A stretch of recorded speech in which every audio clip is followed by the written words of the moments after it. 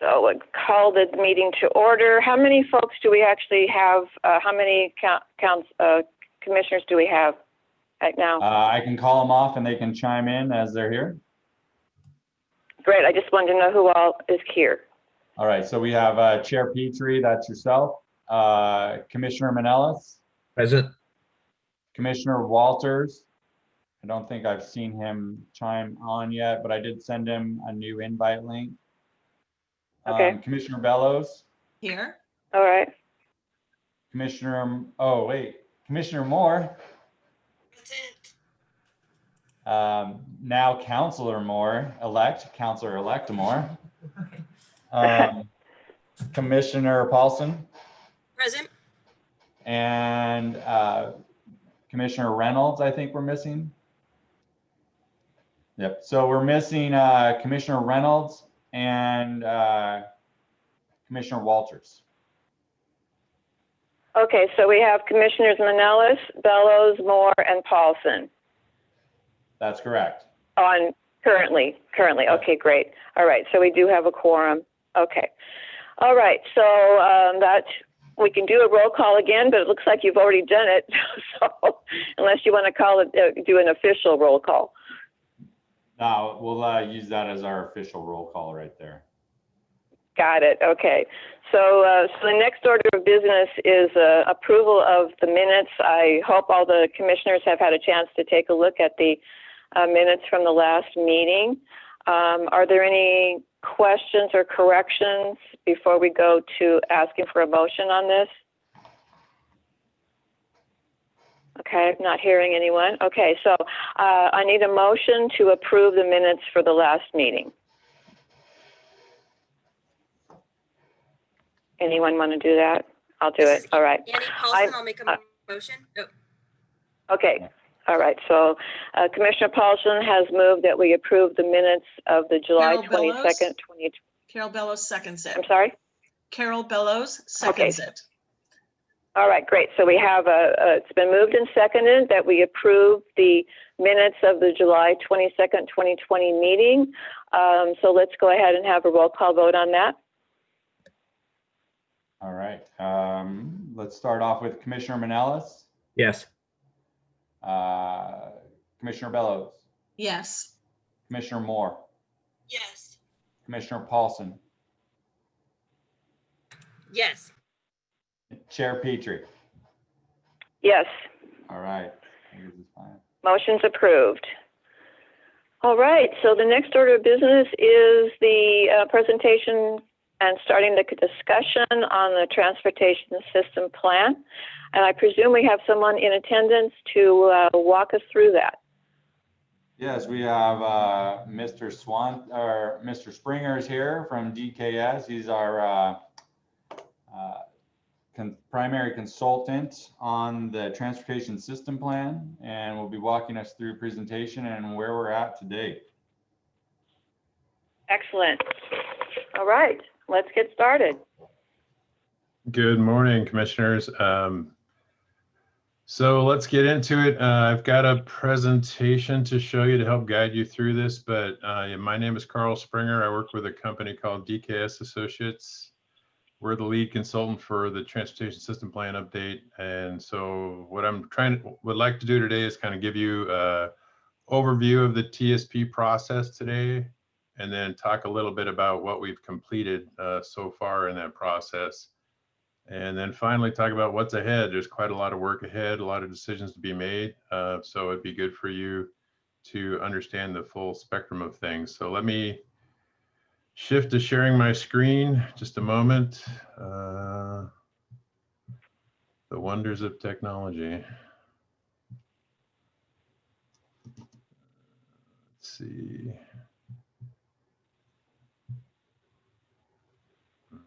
That's not what I want there. That's what I want.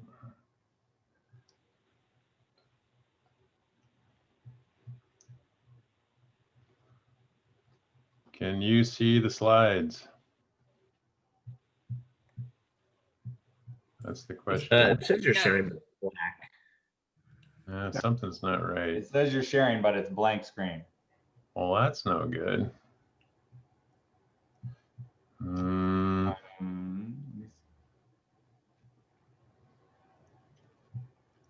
You're gonna go and use that presentation that you shared with us yesterday, right, Carl? that was the plan. All right, I'll try to pull it up on my end, and if necessary, we can use that.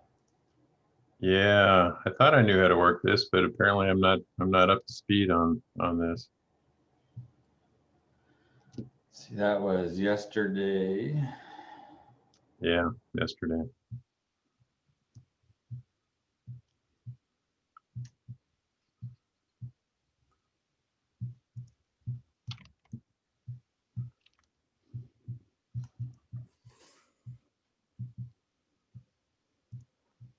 Did you find it, Mike?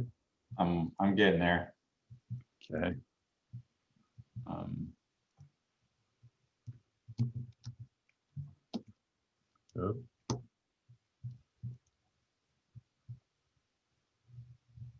yeah. maybe.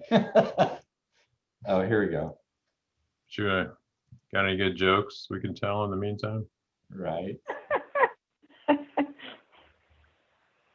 I've got it. I got, for whatever reason, I can't figure out how to share the right window. Okay. Do you have it? Yeah, I'm pulling it up right now under Google Slides. Give me a second. I'll Right. bust over to Zoom and see if I can share it. Yeah, I have it up too. I'm gonna push share. It gets confusing. Here, I'm gonna try to share it, see if I can do it. All right.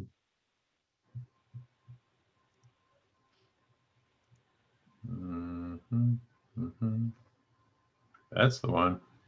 All right. You tell me when, and I'll try to. I will. We'll work together on this. It'll be great. So obviously, next slide, because we've already said all this, and I'm glad to have your attention. Now we got to figure out where to put that thing. It's usually just the arrow keys, but There it it is. could Yeah, be that. maybe. All right, so this is what we're doing today. We're going to give you an overview of the TSP process, the work that's done so far to inform the TSP work, and then kind of how it lays out from here to the end of the process. So onward, Mike. Next slide. Next one. And here we go. So I'm not clear on how many people on the call have read through what a transportation system plan is or not, but I thought it might be helpful to kind of outline what they try to do. And so here are the things, the vision of what a transportation system plan, also known as a TSP, provides for a community. It is really a guideline for implementing this transportation system that you want. The place we start in that process is to refine and define the goals and values of what's important to the city. And that helps inform the kind of system that you're going to choose going forward.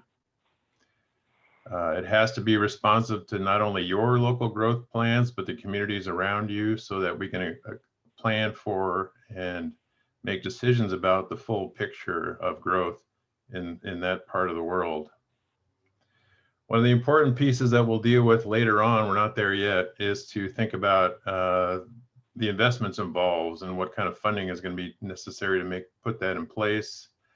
There's a lot of work done with the regional partners. We have a technical advisory committee with other members of the local cities of the county and state and regional folk that get involved to make sure that they concur with some of the core decisions that are made through this TSP process. Next slide. So when we're done, we'll have a document that clearly lays out the vision, the design for a multimodal network throughout the city, not only the existing city area, but the growth area as well. Again, we talked about the goals and policies, guidelines. I will highlight a few specific instances of that later on in this presentation today. But I think I would say that the approach we're taking in King City is a bit unique because we are going down to a level of detail of thinking through more specifically what the community will look like, what the street layout would look like, and how that would interface with the development patterns in the growth area. than a traditional TSP process. And so I think I should let you know that. It's an interesting aspect of this, and that's really been the focus of the work to date, is kind of informing those kinds of decisions before we actually get into the analysis piece that DKS will do. The other thing we'll have is a list of capital projects, a list of projects that'll be led or sponsored by the City of King City, or perhaps involve funding in partnership with the local agencies such as Washington County. Any improvements on Beef Bend Road, for example, or Roy Rogers Road, you'll engage Washington County as a part of that process. Let's see, we talked about prioritization a little bit, because you'll have a long list of improvements that it'll be important to prioritize that list to reflect what the community values. So that'll be a piece of the work ahead. And lastly, funding. It's always a challenge when you have a large growth area to fund the investments, and we'll be talking concretely about what that might look like. So next slide, Mike. So this TSP process is roughly an 18-month process. We are roughly about halfway through. Here we are in beautiful November 2020. The COVID incident has stretched things out a little bit for us. We haven't been able to do the things we normally would do, so we had to pivot and do more online stuff for public outreach than we originally thought we'd be doing, as everybody has done. And so we're in the midst of that at this point. Just on the right side of that slide, I'm highlighting a few of the techniques we'll be using to outreach to the public. That thing called the in-person tabling events, I believe we had one of those, was it early last month, Mike? Is that when that was? It was on, it was at this community park. Was it October 8th, I want to say? October 8th. Yeah, Yeah. that sounds right. And so that's an opportunity kind of in a small setting to have conversations about this TSP and what people are looking for.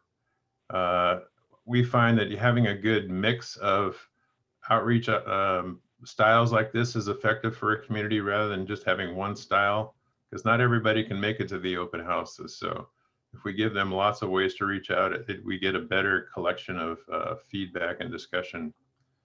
So that's important for us to inform, again, what the community values and how these investments are going to fall out of the process. I'll pause there for a second because that was a lot of information. Do folks have any initial questions about what I've said so far? I see a chat window that I'm not paying attention to. And I don't think there's any questions in that chat window. I'm having Hey, trouble accessing the chat window because. Yeah. Hi, Carl. This is Carol Bellows. We're going to be going through the goals of our system later on in this presentation. Well, let's see. We're not yet. That work has not been completed yet. That's kind of in process at this point. Oh, do we have any basic goals? Kind of I'll call it a mission statement for just our urban plan here. Well, we do. We have that work in process right now, but we've been sorting that out. But with the consultant team and the city staff leads on this, we haven't produced that and made that available to others for their input yet. And I don't have slides to show that. I guess more to the point. I don't have that prepared for you to. Did you? Okay. Did you I'll see where this goes, and then I may have more questions later. Thank you. Fair enough. So Carl, there is a question in the chat window. Actually, two it appears now. The first one was, have we finished viewing our future forecast for turning movements yet? Wow, that's a very engineering kind of question, huh? I think I know that guy. So no, we haven't. The piece, the next section of this presentation walks through what we have done, and that is the focus there has been on a little bit of a deeper dive into the work that was done as a part of the concept planning process, and getting kind of a confirmation on a few of the key assumptions that go into the forecasting. The forecasting piece hasn't started yet. And so that's one of the things that makes us a little bit different than a typical TSP process. Is we had the upfront work to get refinement to the concept planning piece. So we haven't got there yet as far as future forecasts. I can tell you that it's an interesting environment to doing travel forecasting now that we've all experienced COVID and what a pandemic does to people's travel habits. So it'll definitely be something to consider going forward, that's for sure. So the other comment is about the in-person event and the advertisement options. I think someone was hoping to make it but didn't have opportunity to do so. Yeah, so that park event where we just had the tabling event with the ODOT staff, myself, Keith, and folks from JLA, as we just set up a table down at the community park. And I think we had something like, I want to say almost 50 or more people that came in and conducted the survey while we were down there. And our goal was just to capture, community members in their daily events going about their business and see if we could chat with them. So that was posted under the events tab on our webpage, if I'm not mistaken, right, Carl? I believe so. Yeah, I wasn't notified like some other events, the bigger open events. But again, there'll be plenty of opportunity to engage on this. That it's not. There's many opportunities ahead for sure.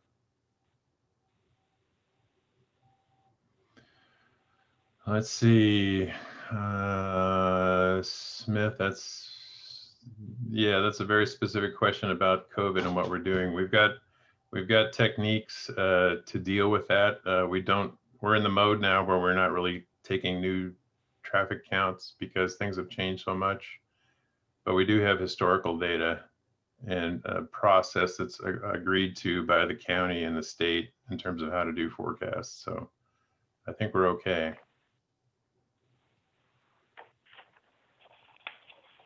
Can we go to the next slide? All right, and then the one after that. So there's really been, in the first phase of the TSP process, like I mentioned, has been a refinement of the concept plan work in a few different specific areas.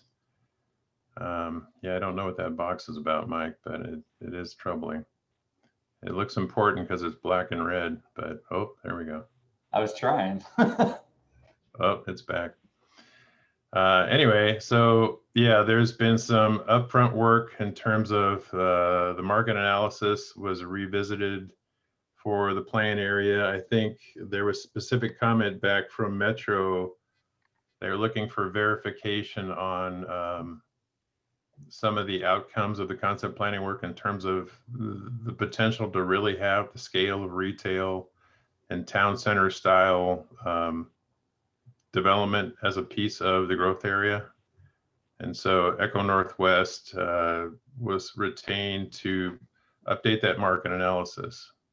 The other two items mentioned there, prepared by the firm Herbsworks, laid out kind of a template for how to knit together this TSP work, that the prior concept plan and the forthcoming South Beach Bend master plan into a unified whole. So the piece I'm going to present now kind of touches on each of those.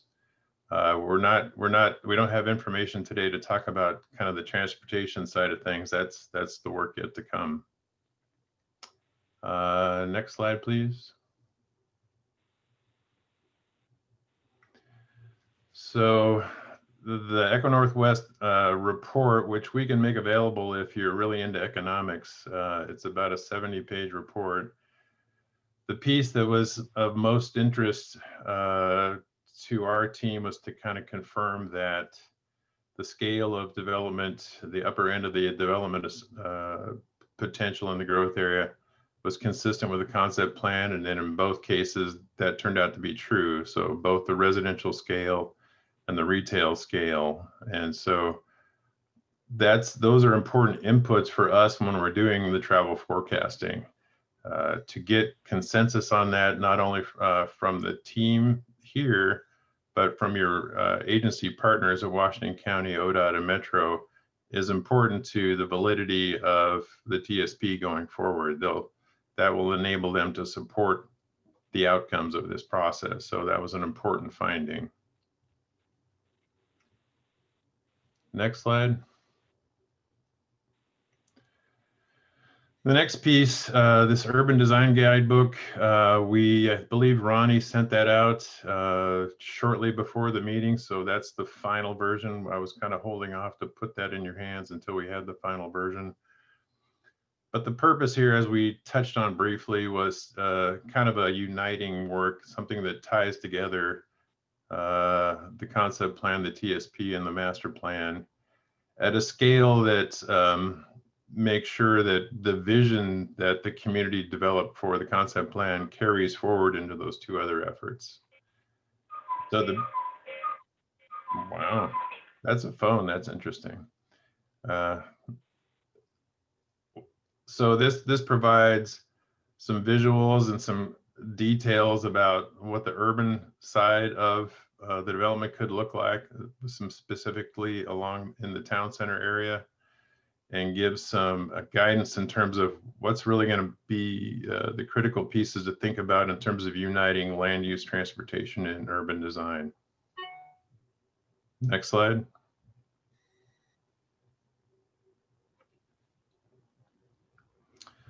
This is just one snapshot from that document. Now that you have it accessible, you can go through and see quite a lot more in terms of the potential mix and style of possible housing choices.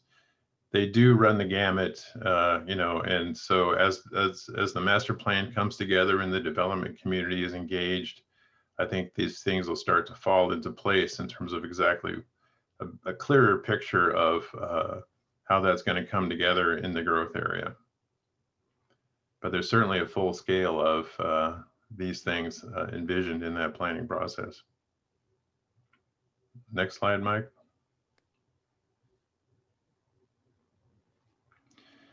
This is a sheet that illustrates some of the thinking about the Main Street piece. Now, along the top are illustrations from other concept plans that have been done in Oregon. So Villebois, Northwest Crossing, that's in Bend, and North Bethany, Kaiser Road. Were all kind of unique opportunities to that had an interface of providing a town center or a core area where you united both street design, land use design, and developed a unique sense of community in that part of the plan. And so this part of that document kind of lays out what that could look like, gives some examples. For example, that cross section there on the lower right of what a street facility could look like with ample pedestrian space and lots of landscaping, kind of to balance out what you often see where it's much more motor vehicle oriented. So that is the focus here on that work. And good timing to go to the next slide. No, it's fine, Mike, go ahead, since you already bopped. The last document was the land use assumptions again, and this was very specific. These are very specific numbers for what our assumptions will be for King City in the growth area and within the existing city. So the numbers are shown there in the table in terms of the number of dwelling units that are expected in both, and the number of employees for whatever kind of uses, primarily retail at this point. So what's unique about the growth area is kind of how the character transitions from east to west. And there's a diagram on the next slide that illustrates that. For those that have not been involved with the concept planning work, go ahead, Mike. There's a transition from the town center Main Street on the west side. Working your way to the east, it goes into, I guess would we call a more traditional style neighborhood, and then finally into the rural character neighborhood where the housing densities are significantly different, the street designs are significantly different. And so this is one of the key pieces of this TSP process will be providing kind of a palette of street design options to fit this vision. Typically in a city, a local street looks like a local street and a collector street looks like a collector street. Whereas here, it's pretty clear that we're going to need to have a variety of different options for each type of street. Let's see, next slide. I think we're on to the last bit. So as I mentioned, we're in November 2020. From a technical process point of view, we're about into the second half.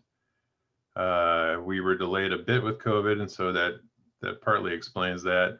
But we're now to the stage where we're evaluating the transportation system plan in terms of how it's working today. I think that's, no, maybe it's not talked about on the next slide.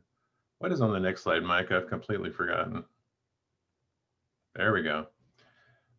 So we're developing the framework, and when I say framework, that to me is the goals, policies, and performance measures in terms of the analytical tools that we're going to use to say how good is good for a transportation system. So that'll be a range of goals. I can assure you that'll include safety, mobility, accessibility, and equity, at least as a part of the 4 core goals, because that's part of the regional system. And we'll touch on those in some respect, and how that's treated in King City will be left to this group. So our goal in this next stage of work is to look more deeply into how well the system's working today. When I say the system, I mean the streets, the pathways, the bike system, not only city streets, but the county streets and the state facilities surrounding you, so that we have a good sense of how well the system's working overall. Our forecast will be 20 to 30 years out, and then we'll identify what changes between now and then in terms of how well the system works. We'll develop a list of investments that are needed to maintain the quality of service that you're looking for, and then talk about funding options to make that happen. The end of our process is a TSP document that's ready for the city to consider for adoption. That'll be the stopping point for our work, and then that'll feed it. That'll parallel with the master plan work that's ongoing. I believe the vision is to consider both of those roughly at the same time, but maybe I'm wrong about that, Mike. And I believe that's the last slide, right, Mike? Maybe it is. So a lot of questions have rolled by, and I haven't been keeping up, but it looks like Mike, you've been replying. Yeah, I've been trying to put out as much information as I know, Carl. I know JLA is compiling the survey data, and they plan on presenting that once they have it all complete. Some of the other questions, I think I was able to answer most of the other questions that had popped up. Mike, I had asked a question, but I don't think got answered. What was the question? Stop sharing, Mike, so I can see faces again. Yep, hang on. Yeah, my name is Lloyd Meyer. And so if we have, or if I have a comment on the process, current process, is there someone specific that I should send it to via email?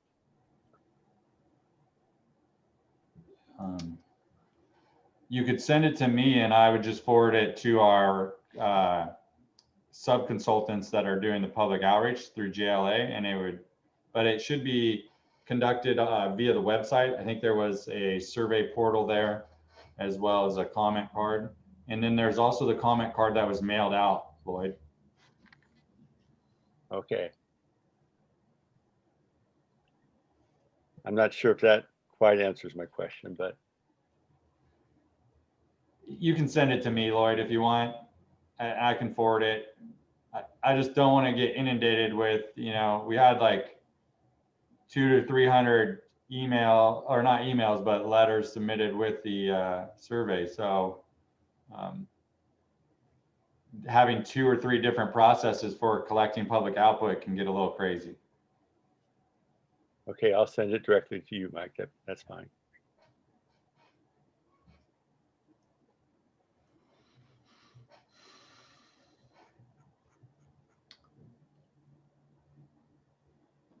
Let's see. Bum, bum, bum. Looking for, Are we open for questions?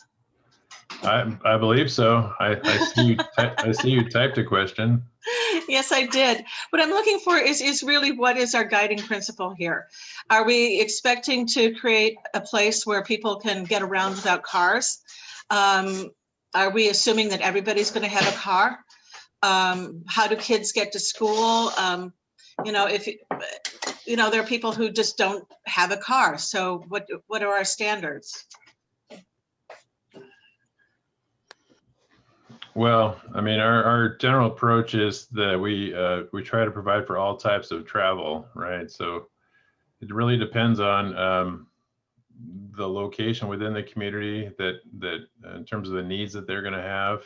Either they have today, there's lack of walking and biking facilities, and that part of the community would desire better biking and walking and biking facilities, or there's the growth areas I mentioned. There's really a lot of different styles of development envisioned there.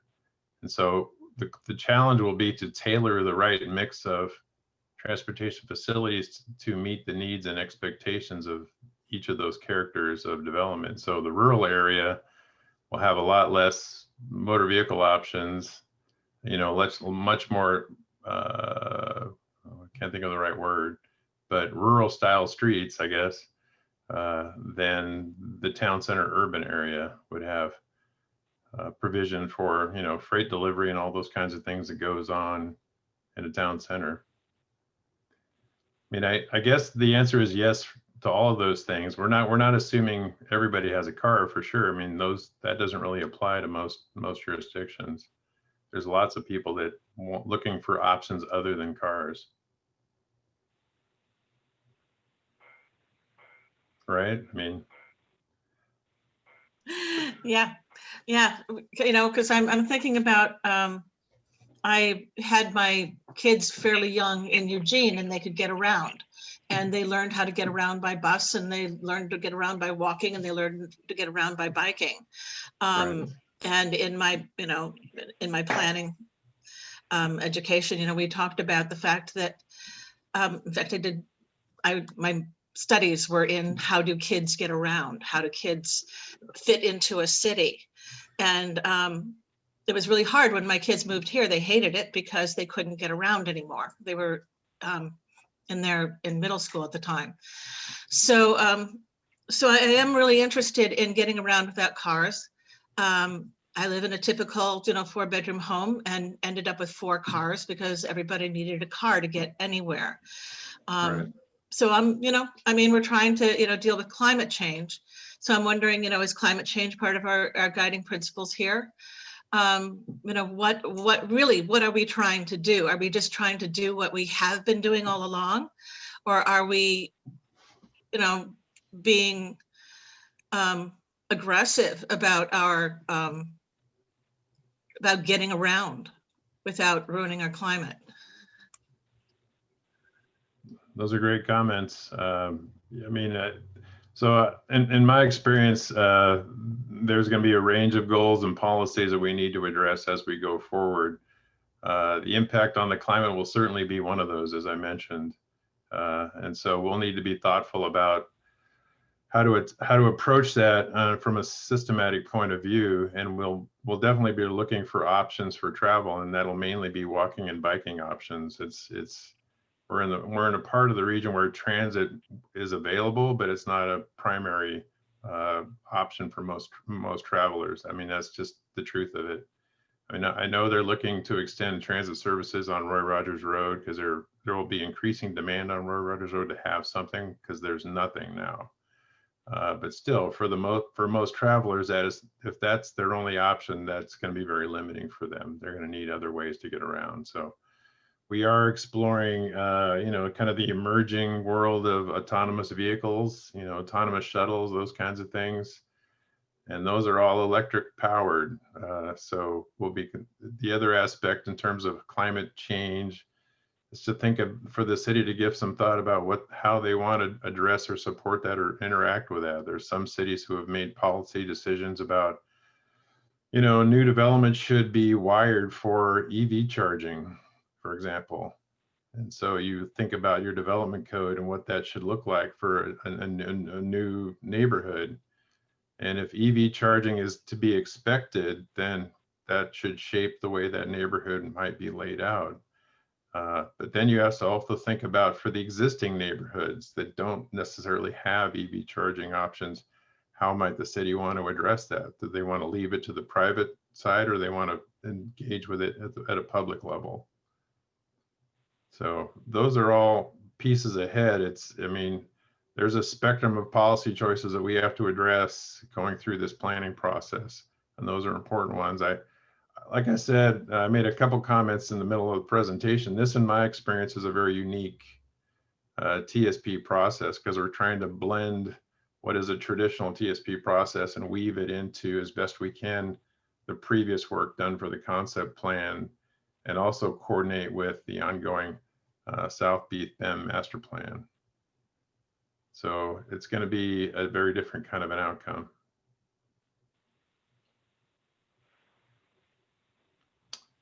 Let's see. You're muted, Carol. So if you had a question.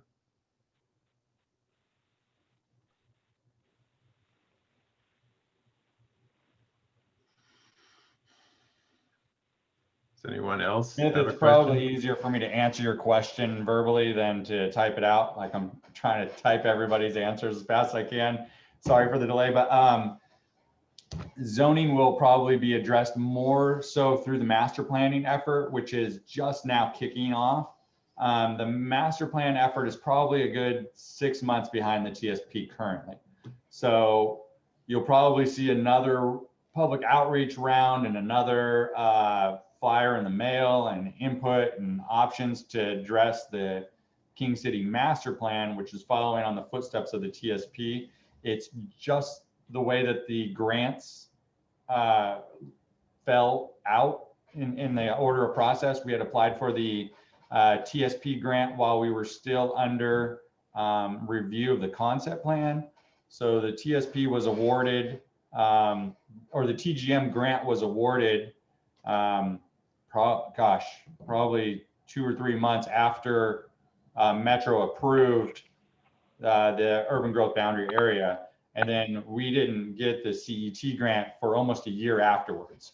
So there's a 6 to 12 month period there where the master plan is playing catch up on the TGM grant.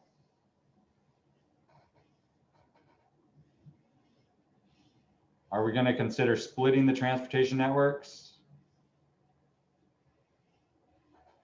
You mean like active transportation versus mobile transportation versus transit? Well, everything that we've seen so far in the conceptual plans and the previous reports had tied the networks together. It was all about building a pathway that had vehicles, that had active transportation, all rolled into the same alignment. And it seems like at least parts of this area could benefit from splitting those systems apart, mainly because there's a lot of talk about active transportation. Transit, like the long haul transit, the regional transit, isn't probably going to be supported in this area due to population density. And the area that you're looking at, Beef Bend, is basically up on a hill relative to King City. It's up on a ridge line for the most part. And given the fact that the eastern half of King City has a much older population, the likelihood of getting up there with active transportation and then going all the way across is fairly slim. The closer to the river you are, the flatter the topography is. So, and I know that it's at the same time, the river is a cherished piece that's fundamental to the community, and we want to protect the wildlife and the look and the feel of that river as much as possible. So I was wondering if there was consideration of moving the active system closer to the river and the vehicular system, pushing that as far from the river as you could. In answer to your question, we had actually looked at that. That was a goal in our concept planning, to have a riverfront trail, if you will, which was for active transportation, as well as splitting the modes so that they felt safer and were more inviting for bike and pedestrian travel. You'll see that with the design that we had proposed, or that the consulting team had proposed for Beef Bend, which had the active transportation separated from the main modes. A lot of that's still to be determined, though, as we move forward. So in answer to your question, yes, we are looking to split the modes, and yes, that lower elevation along the river is very appealing for bike ped. Okay. And just to be clear, I'm talking potentially about like extension, like the extension of Fisher specifically for bike ped, as opposed to all modes. So not just the physical separation in the same alignment or in the same right of way, but completely separate alignments for separate modes. Just to clarify that question. Well, so yeah, my response is we're going to do some of both. I mean, it's fine to have a separated multi-use path where the terrain and the development supports that, but in a lot of cases, we still need to have basic walking and biking capabilities on a lot of the roads. We can't assume nobody's going to walk or bike there, but in terms of a primary or enhanced corridor, sure, the terrain, like you say, gives you lots of opportunities to do other versions of that. So we'll be doing a mix of both, I'm sure, in the end, and that will be one of the main outcomes of the TSP work, is to lay out those networks and their alignments and what the cross sections look like.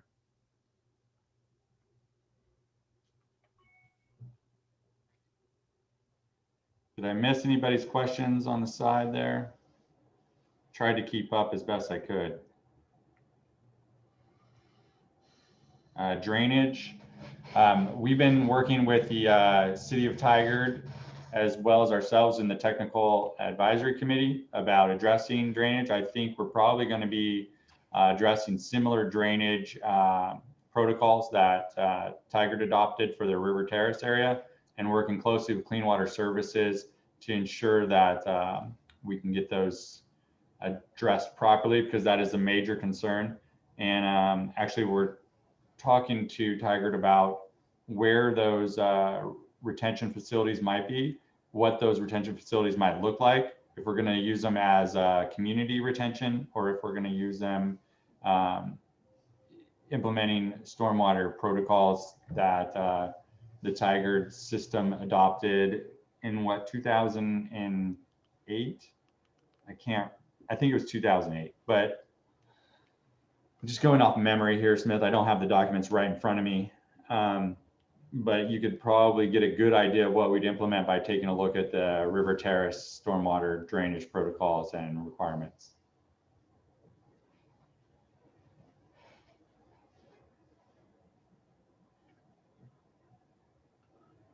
The Elsner area. So the majority of the employment area, I think, that we were looking at is kind of northwest of Elsner and southeast of the intersection of Beef Bend and Roy Rogers. So we did identify a small area about where Parker Stables is. If anyone knows where Parker Stables is down there, and the Hasawiki property, as potential employment land that would be adjacent to the Main Street area over there.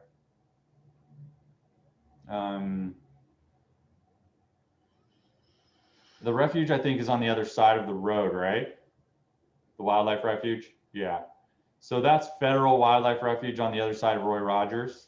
And I don't think that, I think Washington County is actually dealing with that in relation to they're doing a large urban reserve transportation study right now as well.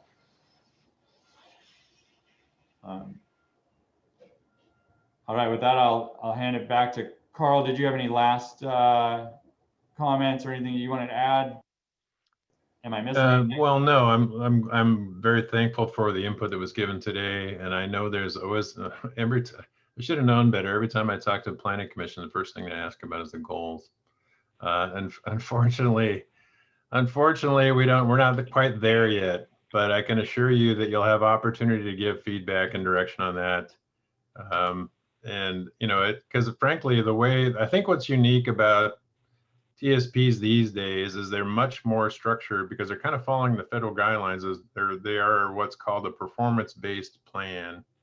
And so we're designing a technical framework that starts with the goals and works its way down to performance measures so that when we're developing our system and we have priorities in terms of the climate, equity, access, mobility, and safety, those kinds of goals, that the way we analyze the qualities of the plan are reflect how well we're doing in those areas.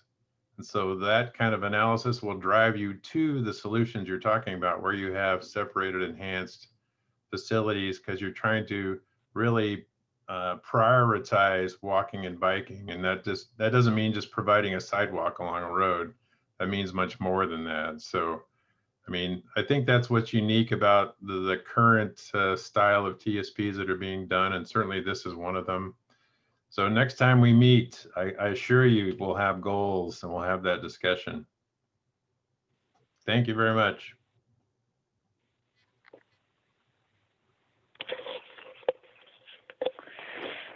Thank you very much, Carl.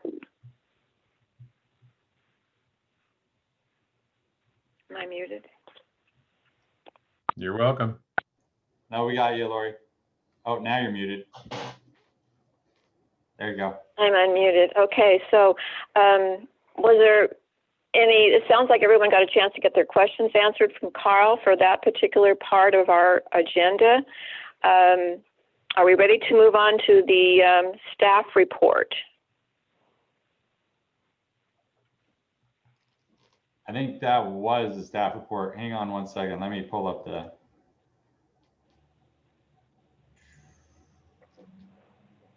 So we are at.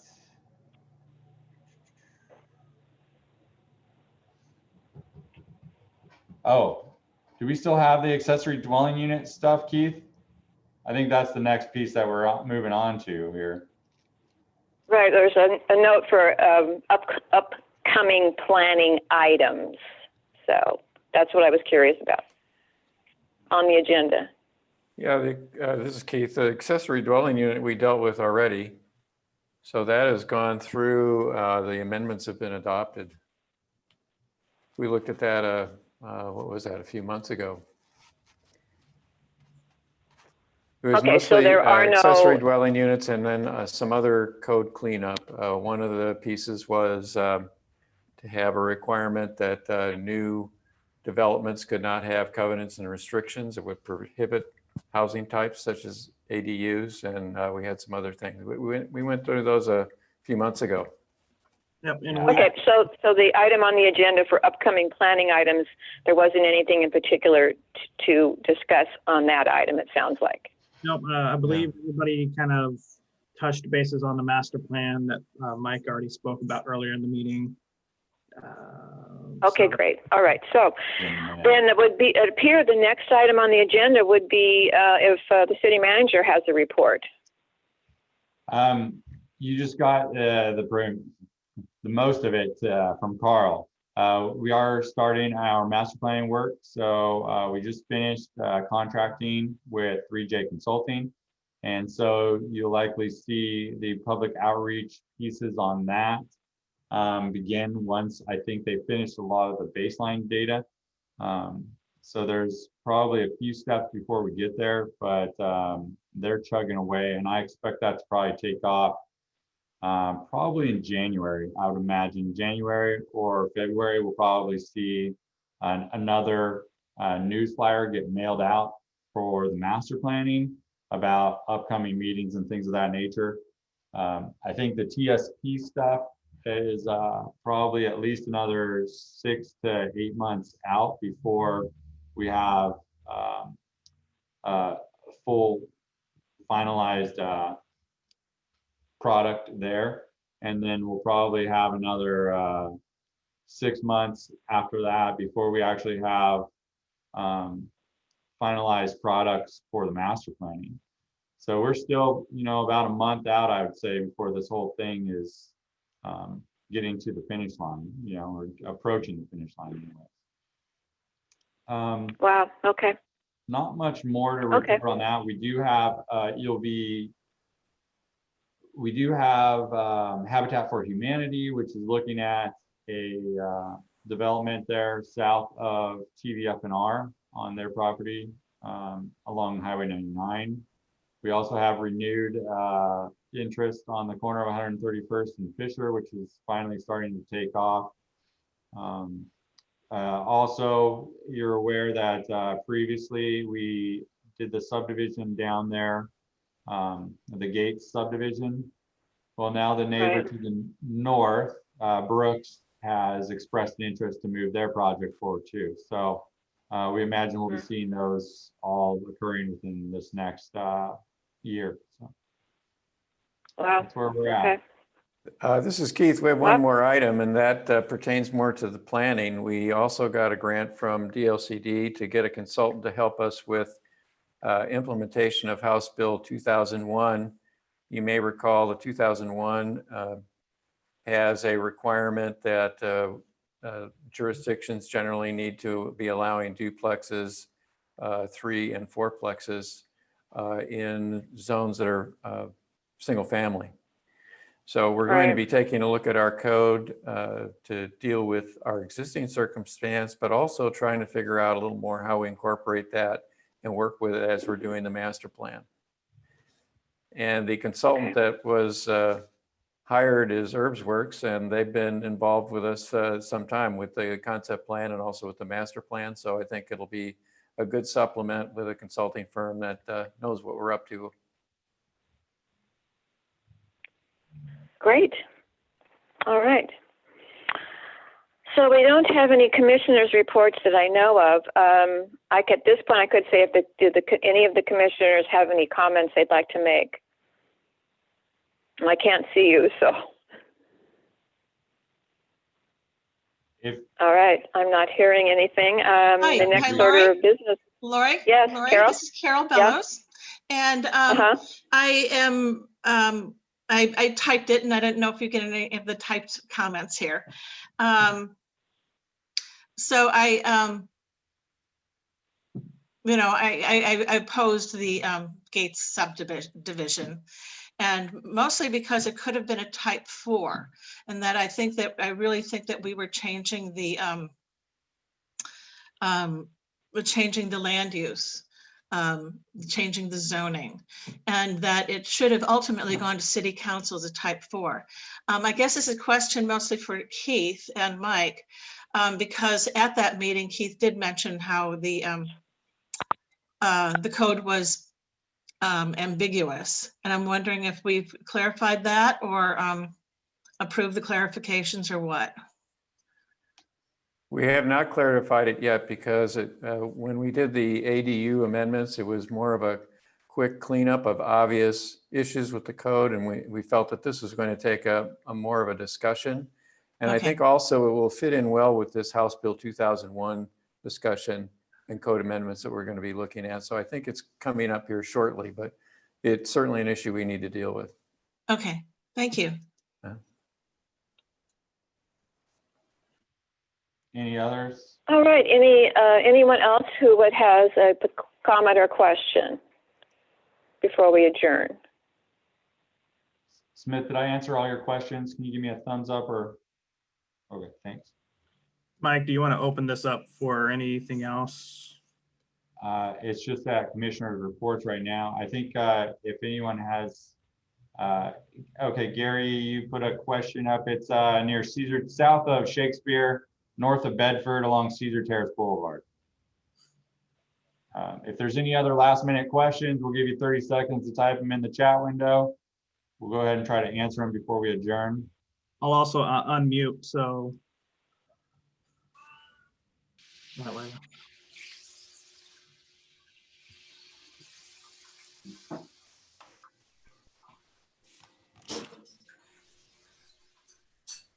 Anybody has anything to say or questions? Do we still have Carl on the line? Carl Swanson or Carl Springer? Springer? I'd like to know if we had all the contacts that I sent him. I think he's already dropped off. All right. Lori Petrie, the floor is yours. All right, so it sounds like we have come to the end of this particular session, so I would entertain a motion to adjourn. Before we go there, Lori, I just want Yes. to, Commissioner Moore expressed a point that all counselors should have a King City email address. Yep. Now, please make sure that you are checking that and using your King City email, so that way we are not, so that way we're not mixing business with personal life. Right, that's a good point. Ronnie and I are still working on mine, so. But yes, good point. Good point. Anything else, anyone? I have nothing else. Okay, so is there anyone who would put forward a motion to adjourn? I'll put a motion to adjourn today's meeting. That would be Mark. Okay. Is there a second? This is Annie. I will second that. A second by Annie. Okay. All those in favor, please say aye. Aye. Aye. Bye. Aye. Any opposed? All right, this meeting is adjourned. Thank you all for attending. Appreciate your feedback and comments. Bye. Bye. Bye, everyone.